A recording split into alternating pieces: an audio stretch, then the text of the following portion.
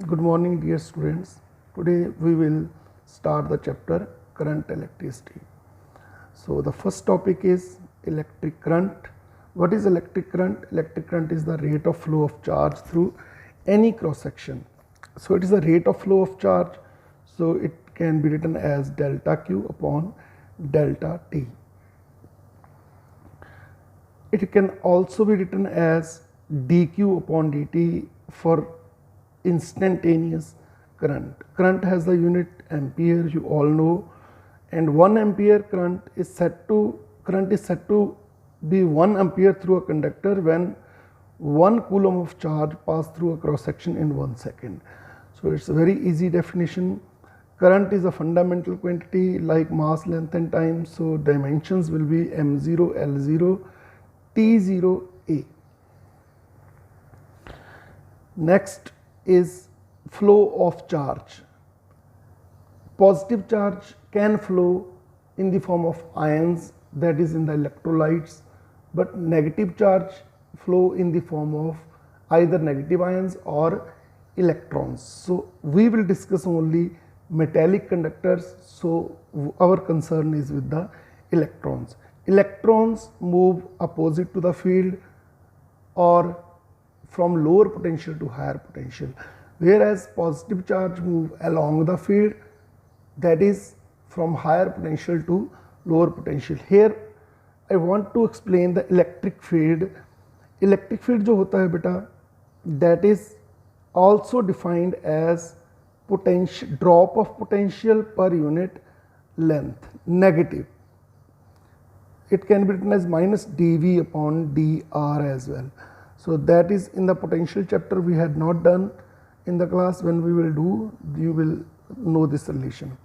So electric field को हम कैसे डिफाइन कर सकते हैं? अगर किसी रीजन में इलेक्ट्रिक फील्ड है तो जिधर को इलेक्ट्रिक फील्ड जा रहा है उस डायरेक्शन में पोटेंशियल कम होता रहता है. Like this is the positive charge, this is the negative charge. Electric field इस डायरेक्शन में है तो इस डायरेक्शन में पोटेंशियल जो होगा वो कम होता जाएगा.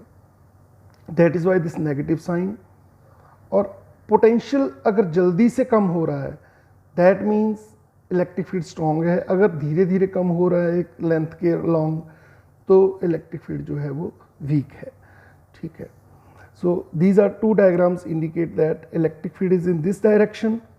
सो positive charge will flow in this direction, that is from higher potential to lower potential, and I is the amount of charge flowing. Electron हमेशा इलेक्ट्रिक फील्ड के उल्टी डायरेक्शन में चलते हैं, मतलब हायर पोटेंशियल की तरफ चलते हैं, बट करंट हम बाय कन्वेंशन लेते हैं towards the lower potential. This is by convention. I want to explain the current is a scalar quantity, it is not a vector quantity. It is not mentioned there I think, but you keep in mind current is not a vector quantity because it does not follow the laws of vector algebra. Current density, that is very simple, current divided by area, that is called current density.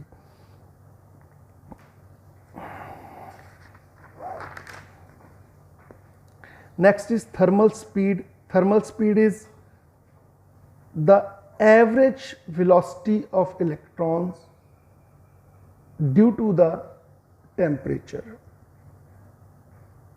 We know in the metallic conductors electrons are free to move at any temperature.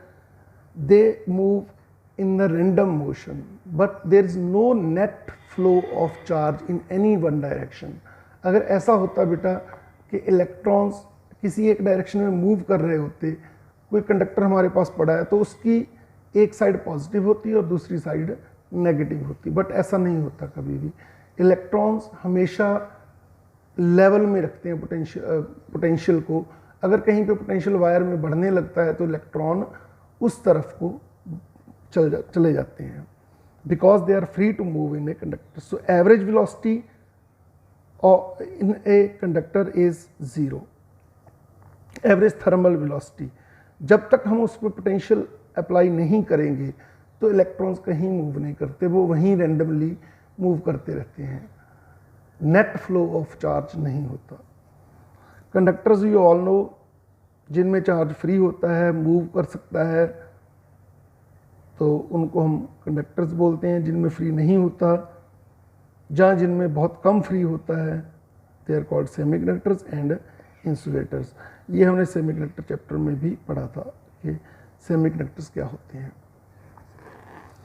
Mean free path, mean free path होता है कि जो electron एक metal में चल रहे हैं, चाहे वो थर्मल मोशन में हो, चाहे जब बैटरी लगा देते हैं तो वो हायर पोटेंशियल की तरफ चलते हैं, तो एक वो टकराते हैं आयंस के साथ, जब भी वो चलते हैं वो आयंस के साथ टकराते हैं, तो कितना डिस्टेंस उनको बिना कोलिजन के चलना पड़ता है, एक कोलिजन के बाद दूसरी कोलिजन होगी तो वो कितनी दूर जाके होगी, that is called mean free path of all the electrons, average distances of all the electrons. कोई जल्दी से टकरा जाता है, कोई थोड़ी दूर जाके टकराता है, that is we have to take the average of all. Relaxation time, जब जब वो मीन फ्री पाथ में चलता है, मतलब कोई कोलिजन नहीं कर रहा होता, तो जितना टाइम उसको मिलता है, रिलैक्सेशन टाइम जितना मिलता है उसको रिलैक्स करने का, आराम से चलने का, that is called relaxation time.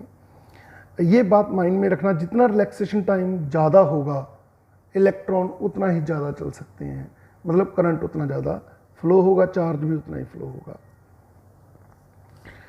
जब हम कंडक्टर को इलेक्ट्रिक फील्ड में रखते हैं तो वी नो कंडक्टर के अंदर इलेक्ट्रिक फील्ड जीरो होता है, बट जब कनेक्ट कर देते हैं तो हम एक कंडक्टर को ऐसी स्थिति में डाल देते हैं कि उसकी एक तरफ हायर पोटेंशियल है और दूसरी तरफ लोअर पोटेंशियल है। Electron will move towards the higher potential, but उसको पीछे से इलेक्ट्रॉन बैटरी का नेगेटिव एंड देता रहता है, तो इलेक्ट्रॉन चलते रहते हैं।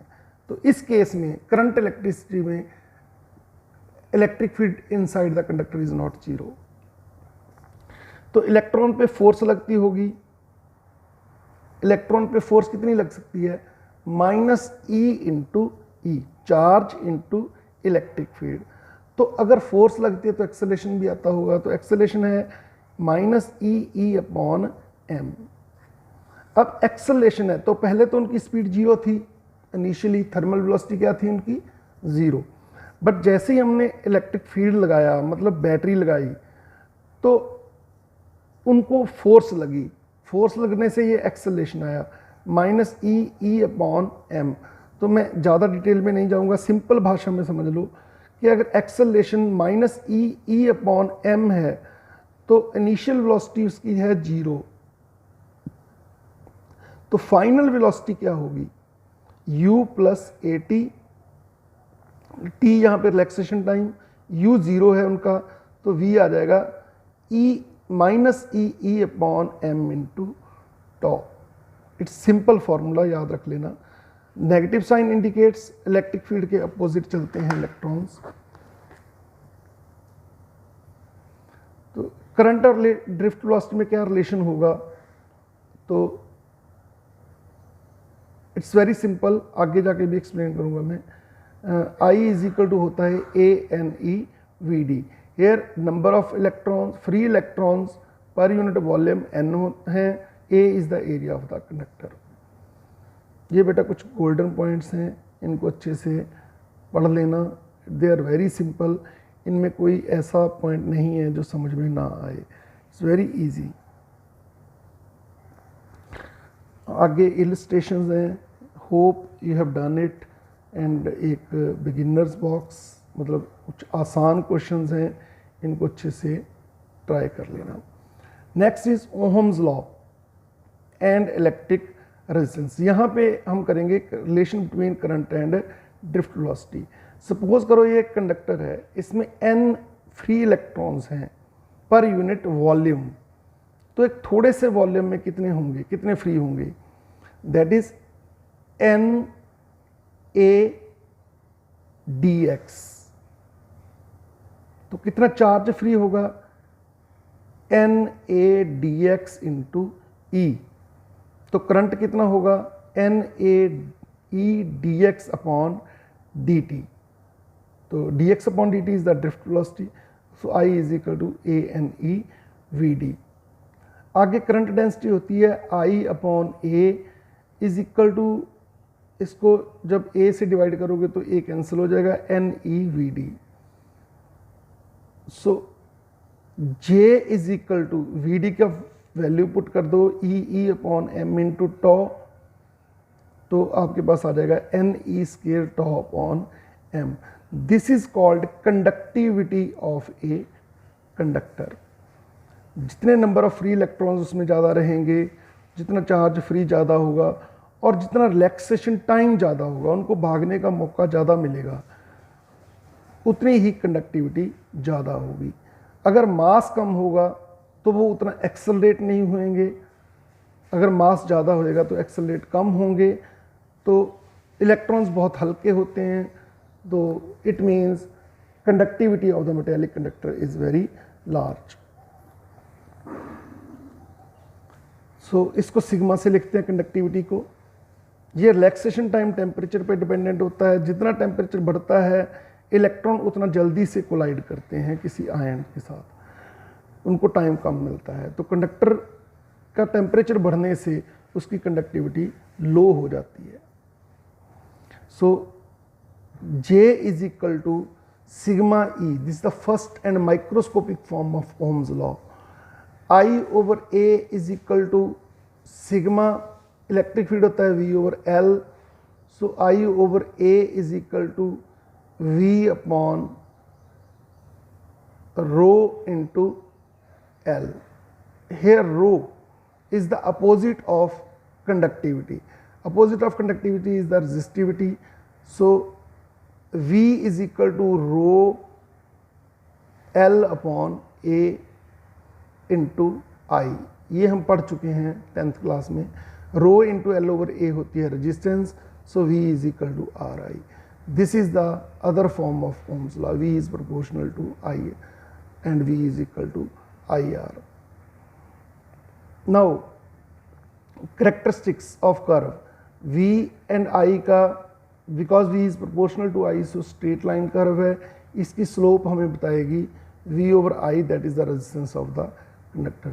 Failures of Ohm's law क्या हैं कि जैसे जैसे टेम्परेचर बढ़ता है किसी कंडक्टर का, उसकी कंडक्टिविटी कम होती जाती है। तो ये स्ट्रेट कर्व है जो वो थोड़ा सा ऐसे हो जाता है। तो ये फर्स्ट फेलियर है ओम्स लॉ का, लिमिटेशन है उसकी।